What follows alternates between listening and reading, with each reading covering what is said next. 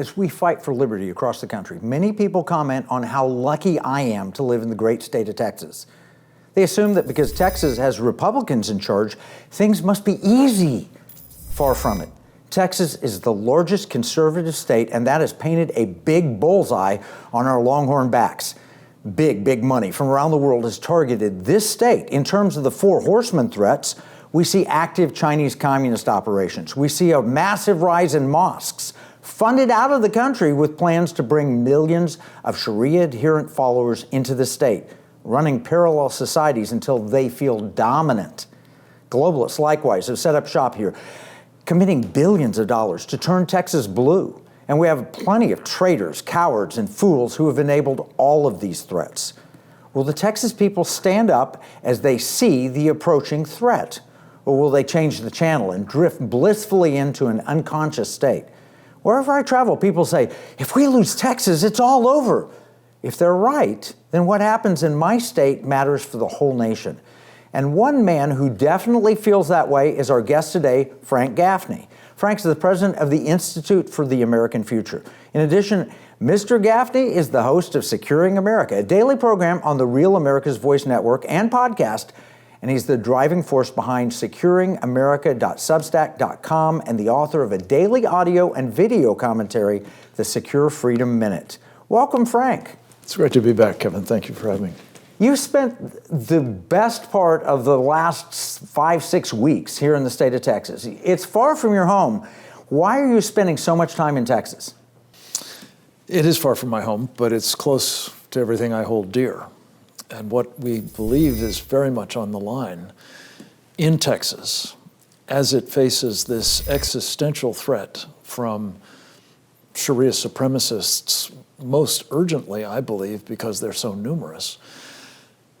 The other three horsemen are very much of concern as well, and I'm so glad you're focusing on all of them, Kevin. But this particular group is very far advanced in their purpose of taking down this state, because they understand if they can succeed in doing so, they will take down our country as well. And we're here to help stop that from happening, and I couldn't be more pleased at what's just taken place as a result in part of those efforts. Well, you know, when you first arrived, we had Gert Wilders, we had Steve Bannon, we had Glenn Beck, and we had a big dinner and event and so forth. But the vast majority of Texans didn't even know what Sharia was. What is Sharia? I know in Iran, the women are throwing off the hijabs and wanting to reject Sharia, but in America, we don't even know what the threat is. Well, interesting you mention Iran. The reason we have a threat from Iran, and the reason the president has courageously decided to dismantle it, is because of Sharia. Sharia is often described as a religion, a facet of Islam.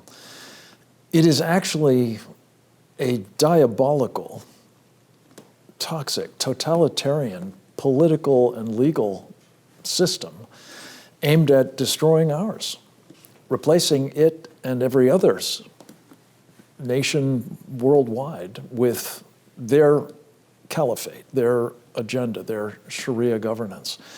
And Kevin, that you and I have talked about this on many occasions. The thing that really informs best what it entails is the life and sayings and dictates of their prophet, as they call him, Muhammad.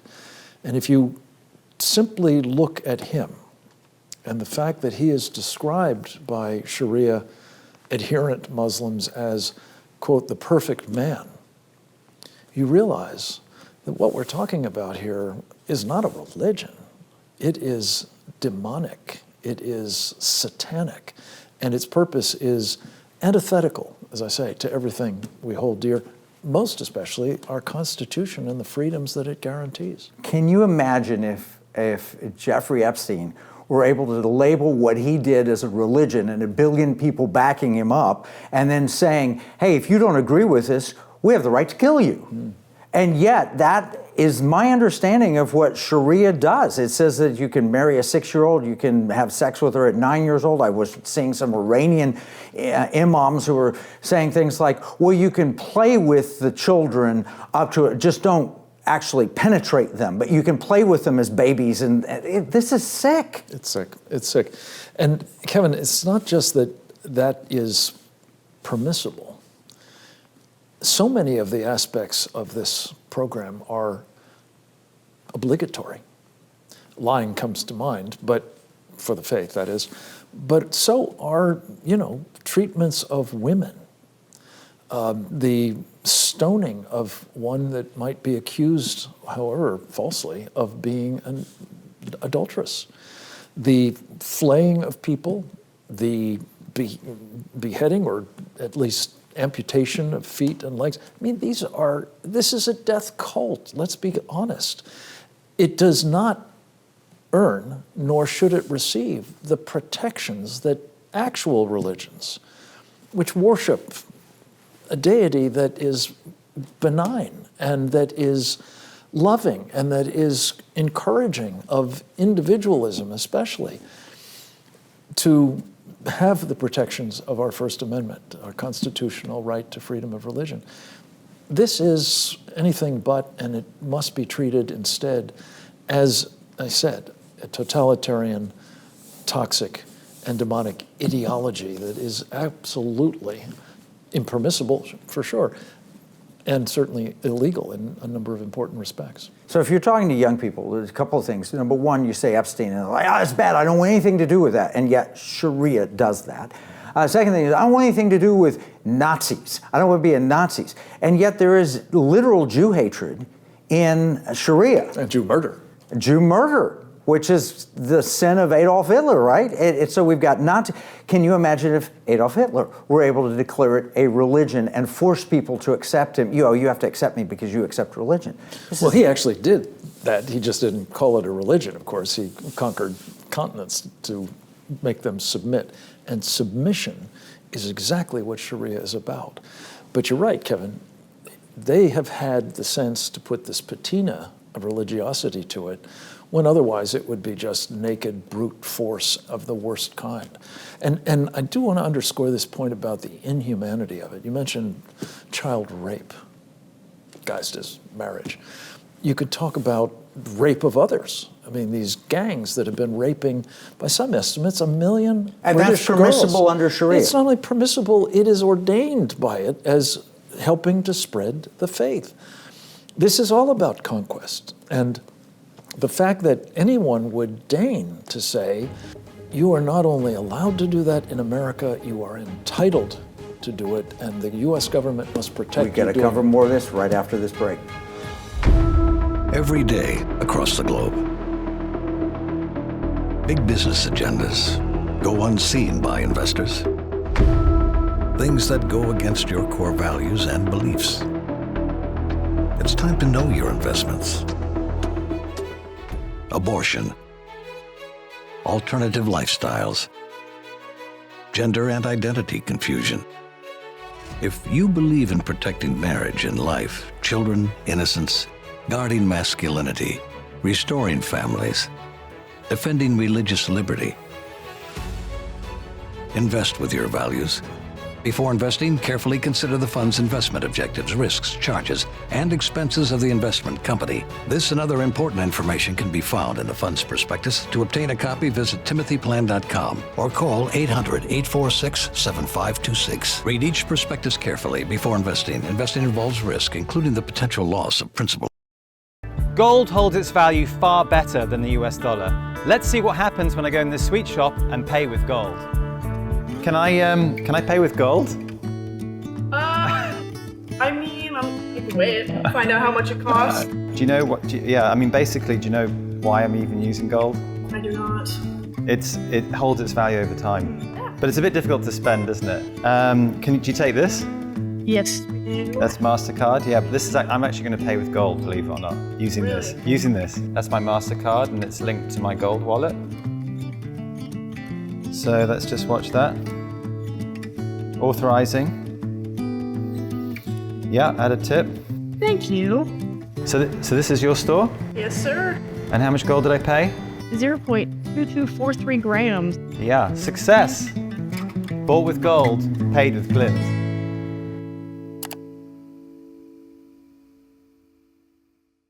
Before the break, we were talking with Frank Gaffney about the great state of Texas, but also about Sharia.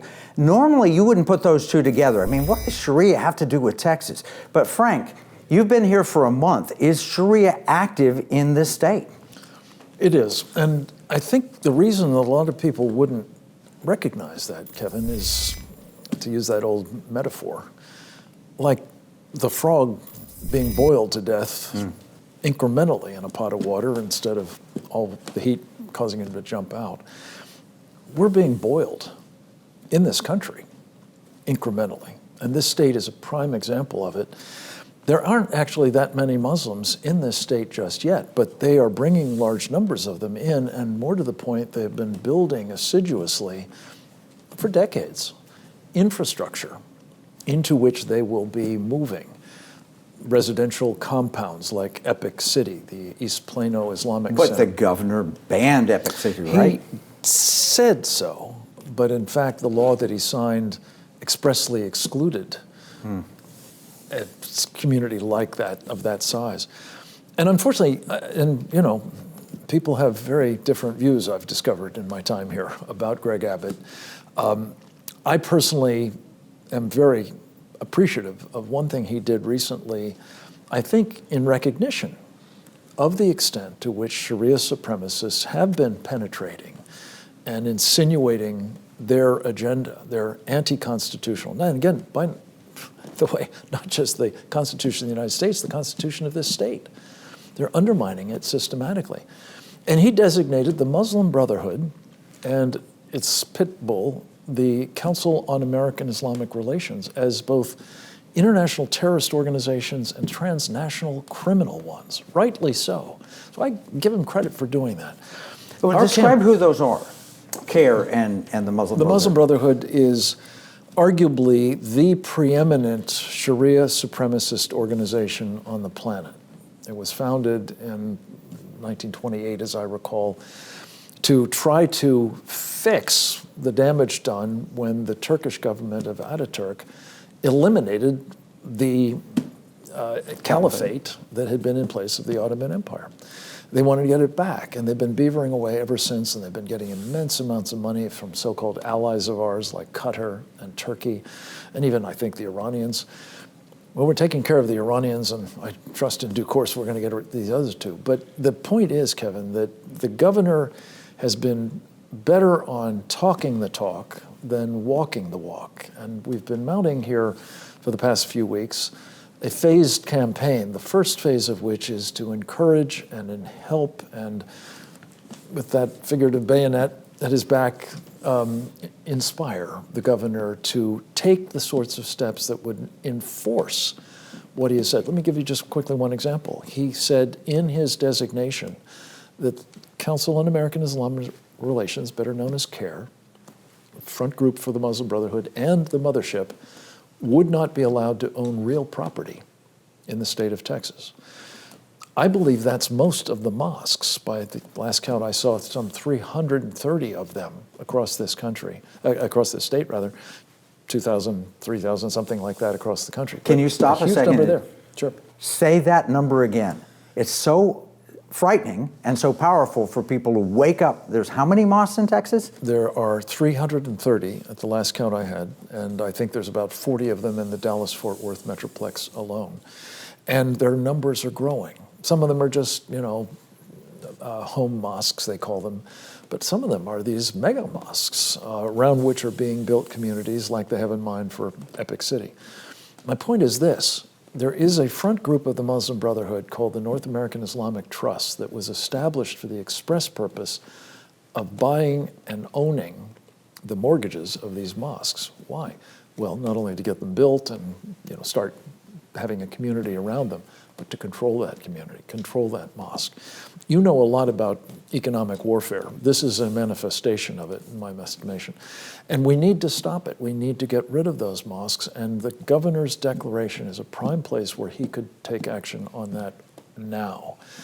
So this is a very important point. Another example, Kevin, of what's going on in this state that most people, again, aren't aware of is that if they have access to state institutions like public schools or hospitals or prisons, perhaps some other state institutions, they are going to be eating food that has been consecrated to the Muslim god Allah. And not only that, but has been harvested from animals in the most barbaric, most inhumane manner conceivable.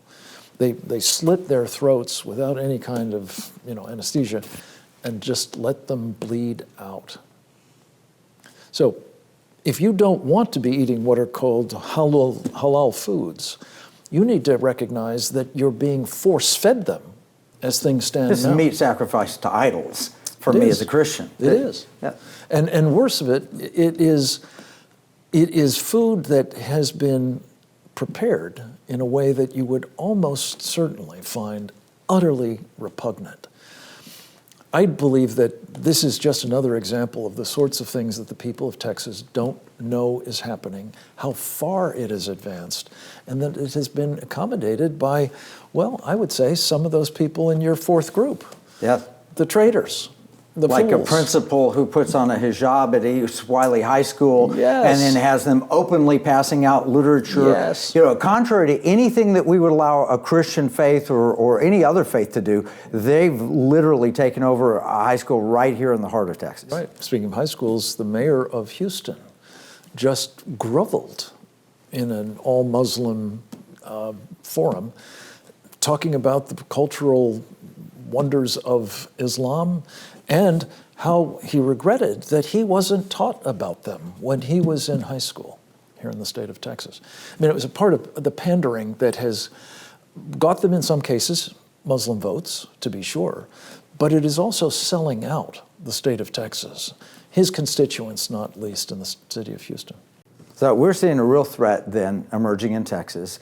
There is some good news, and we'll talk about it after this next break, but you've been here for a month educating people. You've done things as bold as a dog rally. Dogs for Freedom rally, Yeah, to be precise. Because under Sharia, dogs would be banned. They're not allowed as house pets because the perfect prophet of Islam, the perfect man, as they call him, did not like dogs, right? I guess he was a cat guy. But Yeah. your dog would be taken away from you and killed under Sharia. And again, people might think if it's female genital mutilation or cutting off hands and feet or flogging or stoning, well, that's some craziness and that can't possibly happen here. Look at Europe. Look at what is happening all around us in Europe and, for that matter, in Latin America, in Asia, and know that it can happen here, and that is the plan. Oh, hi, I'm Kevin Sorb, and I'm here to tell you about coffee. Well, not really, but I'm going to use coffee to illustrate my point. Here we have several different coffees, each with its own unique characteristics. First, we have instant coffee. This coffee pretends to be coffee, but it's not really coffee at all. It's a fraud. Plus, it tastes terrible. I'm out. Next, we have woke coffee. Their coffee actually tastes pretty good, until you find out that when you drink it, you have to admit that you've oppressed other coffees in the past. Insanity, I'm out. Next, we have Big Tech Coffee. Now, these guys used to encourage folks to share with others what they thought about their coffee. But now, if you say you don't like Big Tech Coffee, they'll take away your coffee pot. I'm out. This brings us to Patriot Mobile Coffee, right? This is one big cup of truth and freedom. There's no fraud here. Patriot Mobile is America's real Christian conservative wireless provider. Patriot Mobile gives back millions of dollars every year to organizations that are on the front lines fighting for our freedoms. Patriot Mobile offers the best nationwide 4G and 5G coverage on the same networks as the other major carriers. So you'll get the same great coverage along with 100% US-based customer support while knowing you are supporting a company that shares your conservative values. Switch to Patriot Mobile today by visiting patriotmobile.com or call 972-PATRIOT. I'm outside Babe's, which I'm told is the quintessential chicken restaurant here in Roanoke, Texas. Let's go and see if we can buy the food in here, chicken with gold. This is gonna be the fried chicken. This is unbelievable.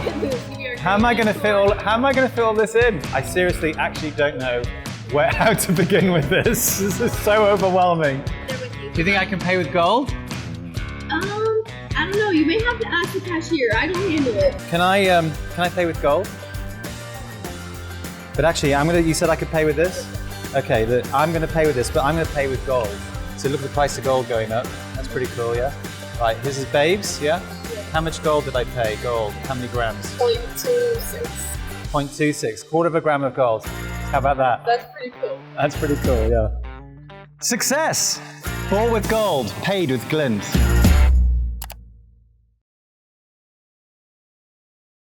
Who'd have thought it?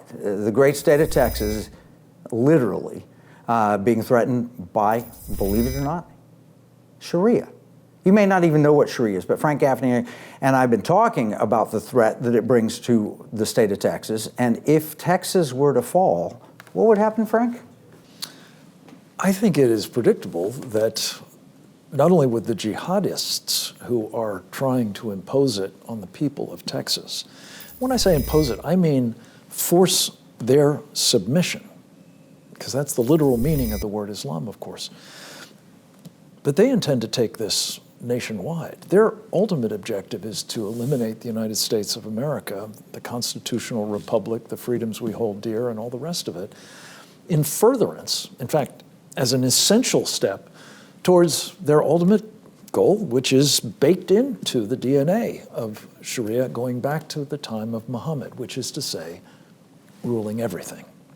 So if Texas falls, it is, I believe, not just predictable, but inevitable that our country will ultimately wind up submitting to these jihadists in due course. And what probably will follow from its peaceable fall, if that's what happens, though I'm told there are a lot of people here who might put up a fight and have the right to bear arms to do it.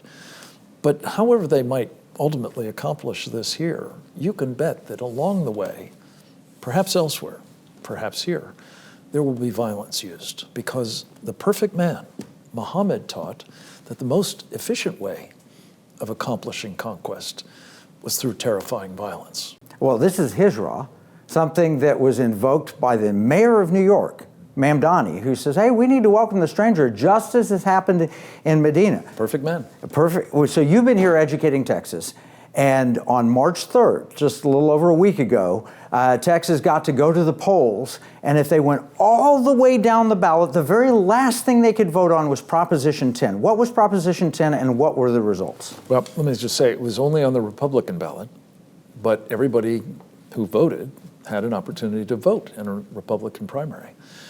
The very end, as you say, was a 5-word proposition. Texas should prohibit Sharia law. And Kevin, it was an absolute God thing. But in the course of that election, with 1.3 million voters casting ballots in the early voting, and ultimately 2 million, roughly, casting ballots for Proposition 10, or on Proposition 10, I should say, 1.9, 95% voted to have Texas prohibit Sharia law. And it is our prayerful hope that what that is setting in train as part of our Save Texas, Save America campaign is moving us from phase 1, which is getting the governor, as I said, to honor and enforce his already stated positions. Phase 2, which is to get this vote secured and crushingly so, which is now done. Phase 3 is to make banning Sharia a voting issue across this state in the November elections and across the country. By that I mean that everybody who is a candidate at every level of government, and people who are going to be in the executive branch as well as the legislative ones, must be asked, where do you stand on banning Sharia? Make it a litmus test. And then we need to hold them accountable in phase 4 to living out the mandate and effecting the prohibition of Sharia everywhere in America. Well, Governor Abbott won a big primary vote of confidence, and then he immediately tweeted out, or posted on X, I think is the proper way to say it now, that 95% of Texans' ballots voted for this, but I'm 100% certain that we will ban Sharia in the state of Texas. So I think you're accomplishing your objective here. But also, we've had the opportunity to meet with Keith Self and Chip Roy. They started a caucus in Congress. Describe that. Yes, they did. It's fairly recent, I think at Christmas time. It has already got, the last count I had, 42 or 44 members now, representing, I think, something like 20 different states across the country. It's called the Sharia Free America Caucus. There it's two co-chairs. Chip Roy stands likely to be doing something else in perhaps this state. He's in a runoff for the Attorney General spot in Texas. He is indeed, but Keith Self will remain there, and I'm sure there will be others who will fleet up to co-chair it with him.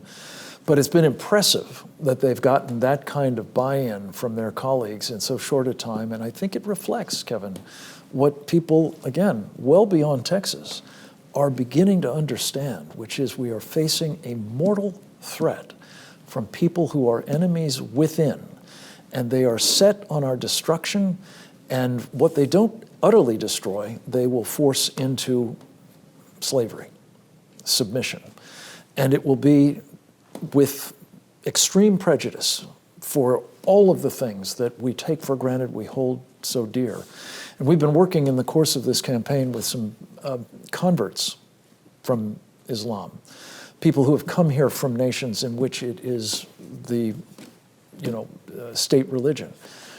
And they tell us, without exception, that what is in prospect for us now is that kind of enslavement. And they have come here. They have come to warn us in some cases because they understand how precious freedom is.